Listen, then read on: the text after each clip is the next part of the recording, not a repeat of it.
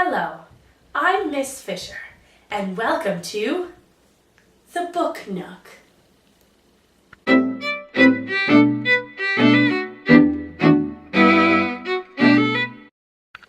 I am the author of this lovely book.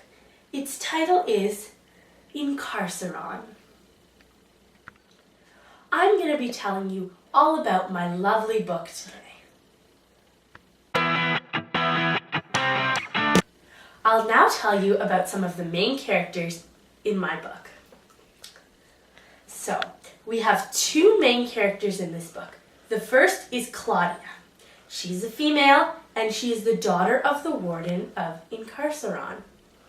She lives outside the prison, but is rebellious and wants to choose her own life. In chapter 16, page 204, Finn notices her face was clean and clear. Her hair shone. She wore a dress of some lustrous silk and a pearl necklace that would be worth a fortune if the buyer could ever be rich enough. Our second main character is Finn, aka Giles. He is male and heir to the throne of the kingdom, although he does not know it at the start of the book. He is a thief and fighter inside Incarceron. His memory was wiped when he entered the prison, but he is known as a starseer, which means he has visions. In chapter 16, page 204, Claudia notices he was very tall and very thin. His face famished and anxious. His hair was lank and long, tied back in a knot of string, and his clothes were the drabbest she'd ever seen. Some other supporting but still very important characters are the warden of Incarceron, Claudia's father. He is male and in charge of the living prison. We have the queen. She is female and ruler of the palace. She is also very evil. We have Jared. He is male and he is Claudia's tutor. Kiro is also male and he is Finn's half-brother. He is inside Incarceron. Gildis is male and a healer and sorcerer inside Incarceron, and Adia is female and one of Finn's travel companions while in the living prison.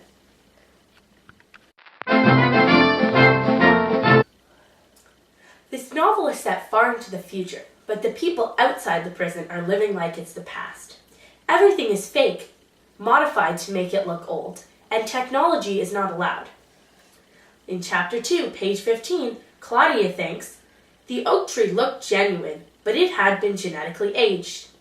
This quote represents the general setting of outside the prison. Inside Incarceron, a living prison, is also in the future. It is deadly. Some things are made out of metal because of lack of flesh for the prison to reuse. People inside this prison are very unhappy. Most are poor. Well, all of them are poor, but some are poorer than others. Both inside and outside the prison is very controlled, and they're both difficult places to live.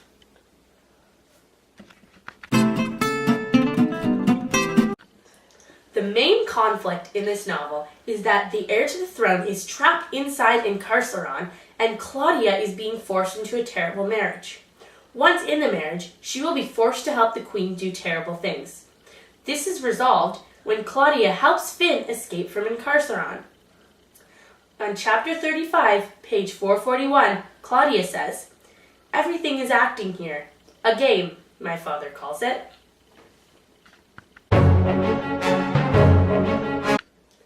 The crisis in this novel is that the warden discovers that Claudia has the key and demands that she gives it back. This causes Claudia to enter Incarceron in search of Finn and not attend her own wedding. The queen is stabbed, and Jared is questioned about Claudia's whereabouts.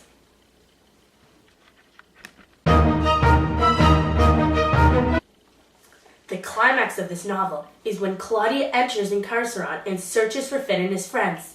Once she finds them, the reader isn't sure whether he will leave with Claudia or not, and whether his friends will make it out alive.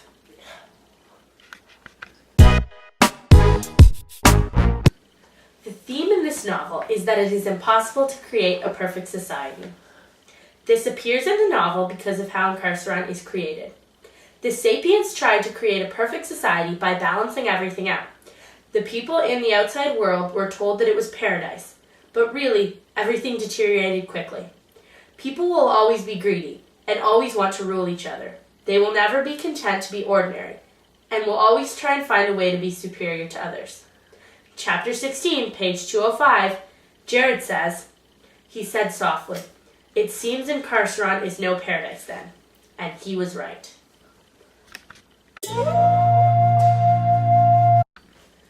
Writing this novel has made me glad that we live in a democracy.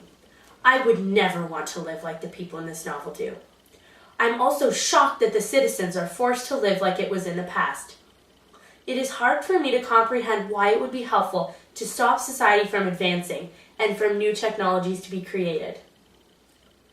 All of the forbidden technology would be so helpful in improving people's lives, and the medicines would be helpful in saving people's lives. All of this was taken away from them. I feel very sorry for the citizens in the novel Incarceron.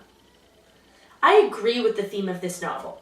There will always be crime in the world. It is impossible to make everyone happy, so it is impossible to create a perfect society. I am Catherine Fisher, author of Incarceron. Thank you for watching this episode of The Book Nook. Be sure to tune in next week for another amazing read.